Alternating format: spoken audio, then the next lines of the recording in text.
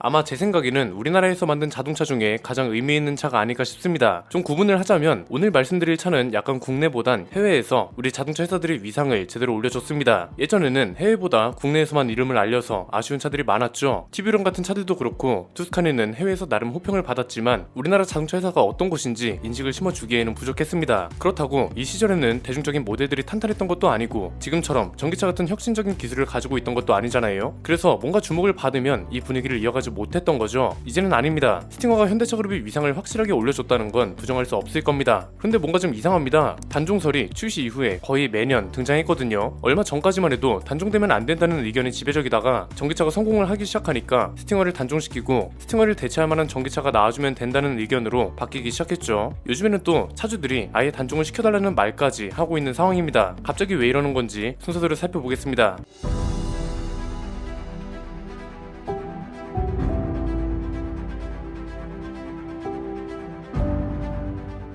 현대차의 스포츠카 역사는 뭔가 좀 아쉬운 게 많습니다. 이름은 분명 다 남겼거든요. 그런데 뭔가 역사적이거나 현대차를 대표할 만한 차는 딱히 떠오르지 않죠. 스쿠프부터 티뷰론, 투스카니, 제네시스 쿠페 이런 차들이 있긴 하지만 그냥 이런 차들이 있었구나 그 이상 그 이하도 아닙니다. 그러다가 어떤 차가 등장했나요? 스팅어죠. 스팅어는 지금까지 있었던 차들하고 다릅니다. 현대차 그룹 그 중에서도 기아도 이런 재밌는 차를 만들 수 있다는 걸 해외 시장에 제대로 알린 차입니다. 수많은 시장 중에서도 유럽 시장이 대표적이죠. 유럽 시장은 사실 예전부터 밑밥이 조금씩 있었습니다. 기아는 특히 유럽에서 현대차보다 인지가 좋은 편에 속하거든요. 저는 대략 시드가 출시됐을 때부터 기아차의 인지도가 확 올라갔다고 봅니다. 이때 독설로 유명한 제레미 클락슨도 극찬을 해줬고 이 덕에 상품성이랑 기술, 옵션 같은 게 좋은 차로 알려졌죠. 이때 스포티지랑 시드를 가지고 자동차 럭비를 하면서 기아차가 이렇게 튼튼하다는 식으로 일종의 증명도 해줬습니다. 이렇게 인지도가 상승하고 있는 와중에 스팅어가 출시됩니다. 이때 제레미 클락슨 사단인 제임스 메이가 새로운 프로그램에서 스팅어 리뷰를 해줬는데 호평이 연속이었습니다. 이날 공교롭게도 제레미 클락슨은 부가티 시론을 리뷰하고 제임스 메이는 스팅어를 리뷰해서 제레미는 부가티를 타는 와중에 너는 기아 해치백을 탔다고 이러면서 놀렸거든요. 그런데 제임스 메이가 기아차도 이제 지루하지 않은 차를 만들 수 있어 이렇게 맞받아치면서 리뷰를 시작합니다. 그러면서 키도 멋있고 이름도 멋있고 V6 엔진에 성능도 좋고 아우디 S4보다 맵고 가격도 저렴하고 김정래 미사일보다 빠르고 이런 식의 칭찬을 계속해줬습니다. 이 사람들뿐 아니라 거의 대부분의 자동차 전문 프로그램이나 저널리스트들이 호평을 해줬습니다. 이것만 봐도 어떤가요? 확실히 스팅어는 우물한 개구리가 아니라 해외에서도 제대로 뛰는 차라는 게 분명하죠. 심지어 현대차 그룹의 똑똑한 전략까지 두루 갖춘 차입니다. 자, 얼마 전에 말씀드렸죠. 정몽구 회장 시절에도 스포츠카의 진심이었고 정의선 회장 때도 마찬가지라고요. 정의선 회장 이전에는 스쿠프, 티뷰론, 투스카니, 제네시스 쿠페 이런 차들이 있었잖아요. 그런데 발만 담갔다 나온 것 같은 느낌이 없지 않아서 아쉬웠죠. 정의선 회장 때는 뭐라 그랬나요? 현실하고 타협하면서 스포츠카를 내놓기 시작했다고 말씀드렸습니다. 고성능 M 브랜드를 출범시키고 스팅어도 정의선 회장이 직접 지시를 내려서 탄생한 차입니다. 스포츠카를 원하는 사람도 사로잡고 동시에 패밀리카가 필요한 사람도 구매할 수 있는 차를 만드니까 당연히 판매량은 스포츠카보다 좋죠. 이런 이유들 때문에 스팅어 단종설이 나올 때마다 현대차가 돈만 밝히는 회사라는 말부터 시작해서 단종시키면 절대 안 된다는 의견이 지배적이었습니다. 그런데 어느 순간부터 스팅어를 단종시켜달라는 목소리도 나오기 시작했습니다. 이유가 뭘까요? 저는 크게 세 가지라고 봅니다. 첫 번째는 차주들이 이런 소리를 하는 이유인데요. 희소성 때문입니다. 스팅어가 은근 도로에서 보기 힘든 차 중 하나입니다. 사실 자동차라는 게 너무 흔해도 문제, 너무 희소해도 문제인데 스팅어는 딱 적당하게 도로에서 보이는 것 같습니다. 실제로 판매량을 보면 막 미친듯이 많은 판매량을 기록한 것도 아니니까 어떻게 보면 당연합니다. 내 차가 도로에서 너무 흔하면 어떤가요? 아마 소나타나 그랜저 차주분들은 공감하실 겁니다. 저도 그런 적이 한 번 있습니다. 그랜저 시승차를 타고 번화가 쪽을 돌아다니다가 신호 대기를 하고 있었거든요. 그런데 어떤 술 취한 아저씨가 택시인 줄 알고 문을 열더라고요. 꼭 이런 특별한 에피소드뿐만 아니라 괜히 도로에서 똑같은 차가 너무 많이 보이면 어떤가요? 나는 분명 돈을 열심히 모아서 산 건데 뭔가 너무 보급형 모델을 타는 것 같기도 하고 색깔까지 똑같은 차를 만나면 뭔가 좀 기분이 별로란 말이죠. 마치 큰맘 먹고 새 옷을 사서 모임에 나갔는데 친구 두 놈이 똑같은 옷을 입고 온 것 같은 기분이 들 겁니다. 차라리 단종을 해버리면 더 이상 판매량이 발생하지 않으니까 도로에서 보이는 일도 적어질 거고 이런 기분이 들 일도 당연히 없어지겠죠. 그리고 주요 부품들은 다른 차종하고도 공유를 하기 때문에 부품이 단종될 일도 거의 없으니까 유지하는 데에도 크게 어려움이 없을 겁니다. 두 번째는 스팅어를 대체할 만한 차를 현대차 그룹이 만들기 시작했다는 겁니다. 만약 이게 없었다면 차주들이 희소성을 원하지도 않았을 겁니다. 그런데 현대차 그룹이 스팅어를 대체할 만한 차를 만들기 시작하면서 스포츠카, 펑카의 역사를 이어가기 시작했다는 겁니다. 일단 현대차는 M 브랜드를 통해서 이걸 실현하고 있고요. 기아는 GT 라인업이 대표적입니다. 내연기관차를 좋아하는 사람들한테는 조금 아쉬울 수 있지만 시장 분석 측면에선 어떤가요? 지금 현대차 그룹이 내세우기 시작한 게 고성능 전기차잖아요. 여기에는 수소 슈퍼카도 포함되고요. 이렇게 되면 현대차 그룹이 고성능 전기차 시대의 선구자가 될 가능성이 굉장히 높아지는 거죠. 고성능 모델이 필요한 이유는 뭐라 그랬나요? 판매량은 대중 모델이 만들지만 브랜드 이미지는 고성능 모델들이 만드는 거라고 말씀드렸죠. 이걸 좀 더 멋있게 표현하자면 수소가 만들어둔 이미지가 다수를 움직인다는 겁니다. 이게 브랜드의 가치이자 이미지가 되는 거죠. 내연기관 고성능 차처럼 전기 고성능 차도 마찬가지입니다. 기술을 과시하면서 펑카를 원하는 사람들까지 충족시켜 주는 겁니다. 이걸 다른 차가 채워준다고 하면 스팅어 차주가 아닌 사람들은 굳이 스팅어를 꾸역꾸역 생산할 필요가 없다는 입장이고, 차주들도 마찬가지로 굳이 스팅어가 많아져봤자 희소 가치만 떨어지니까 차라리 다른 전략으로 빠르게 옮겨 타라 이겁니다. 박수 칠 때 떠나라는 말이 있습니다. 아마 지금 상태에서 스팅어가 역사 속으로 사라지면 10년, 20년 뒤에 엘랑 같은 차가 되어 있을지 누가 아나요? 세 번째는 어차피 차주들은 만족하고 타고 있다는 겁니다. 스팅어가 문제가 아예 없는 차는 아닙니다. 엔진이나 시동 지연 문제도 있고 뒷유리 문제, 트렁크에서 나는 찌그덕거리는 소음, 이런 것들은 개선을 해줘야 합니다. 그런데 이런 것들을 제외하고는 만족도가 좋긴 합니다. 고성능 엔진을 받쳐줄 만큼 차체도 꽤 튼튼하고 엔진 출력이 373마력에 달하는데 가격은 풀옵션이 5천만원 초반대입니다. 실내 디자인이나 옵션도 외신에서는 극찬할 정도로 충분하고 세련됐습니다. 아까 말씀드렸던 제임스 메이도 풍부한 옵션이랑 엔진 출력 그리고 가격을 엄청나게 극찬했거든요. 그리고 약간 시대적인 면에서도 어차피 스팅어는 단종될 수밖에 없는 운명입니다. 이름이야 쓸 수는 있겠죠. 그런데 어차피 내연기관차는 점점 사라지고 있다고요. 차주들은 만족하고 시대적 배경 때문에 단종될 수밖에 없는 운명이고, 오히려 스팅어의 단종을 아쉬워하는 사람이 많을 때라서 차라리 박수칠 때 떠나는 게 맞다고 생각하기 시작한 거죠. 사실 아쉬울 때 단종시켜서 역사적으로 이름을 남긴 차들이 정말 많습니다. 무스랑 에스페로 같은 차들이 대표적입니다. 차라리 이런 차가 되는 것도 나쁘지 않습니다. 한 10년 뒤쯤에 다시 출시하면 대박날 국산차, 이런 주제에 오르내리면 좋잖아요. 약간 그런 걸 자동차 회사들도 광고하고 있습니다. 이게 양날의 검이거든요. 어떤 차가 너무 잘 나가요. 이게 대중적인 차면 모르겠는데 고급스러움을 추구하는 차라든가 아니면 아예 스팅어처럼 고성능 모델이에요. 어떻게 좀 시대를 잘 타고 나서 돈이 되는 차가 됐어요. 이러면 제조사는 고민에 빠집니다. 이걸 더 우려 먹어가면서 팔지 아니면 그냥 이쯤에서 단종시킬지. 전자는 굳이 비유하자면 무스 같은 차고, 후자는 에스페로 같은 차가 될 것 같습니다. 만약에 더 우려 먹었다면 무스의 운명은 티볼리랑 비슷했을 겁니다. 이 차가 가장 잘 나가고 빛날 때는 그 차의 전성기라는 걸 무시하면 안 됩니다. 이걸 무시하는 순간 위기를 간과하게 되면서 신차 대응 같은 걸 잘 안 하게 됩니다. 티볼리 같은 차가 그렇죠. 마냥 효자 모델이라고 안주했다가 셀토스랑 코나 같은 차들한테 처참하게 자리를 내줬습니다. 이런 차들이 전성기 때 물러난다면 사람들은 전성기 시절의 명성을 기억합니다. 그렇기 때문에 무쏘가 전설의 차로 남은 거고, 에스페로가 다시 태어나면 좋을 것 같은 국산차에 이름을 꾸준히 올리는 겁니다. 여기에 이 차를 대체할 만한 차가 있다면 굳이 남겨둘 이유가 없는 거죠. 이건 그랜저처럼 잘 팔리는 차들하고는 기준을 다르게 보셔야 합니다. 대중적인 차들은 어차피 세대 교체가 빠르고 페이스리프트 같은 것도 빠르기 때문에 상품상 대응이 쉽지만, 완전 고급차거나 완전 고성능 차들은 그게 아니기 때문에 단종과 유지 사이에서 항상 고민을 하는 겁니다. 제조사 입장에선 개발 비용이 너무 많이 들어가기도 하고, 개발 비용이 들어간 만큼 이름값을 못한다면 냉정하게 말하면 뭔가요? 회사 입장에선 마케팅 실패라고도 볼 수 있죠. 이런 이유들을 모두 고려한다면 스팅어가 남아야 할 이유보다는 다른 차로 대체되어야 할 이유가 더 많지 않을까 싶네요. 만약에 무쏘라는 이름이 지금까지 이어져 왔다면 사골이라는 소리밖에 안 들었을 겁니다. 벌써부터 렉스턴도 사골 소리를 듣잖아요. 스팅어에 대한 여론이 이렇게 조금씩 바뀌고 있어서 그 이유에 대해 한번 살펴봤습니다. 오늘 내용은 여기까지입니다. 내용이 유익하셨다면 구독과 좋아요, 알림 설정 부탁드립니다. 저는 김승현 안피디의 스포일러 안피디였습니다. 감사합니다.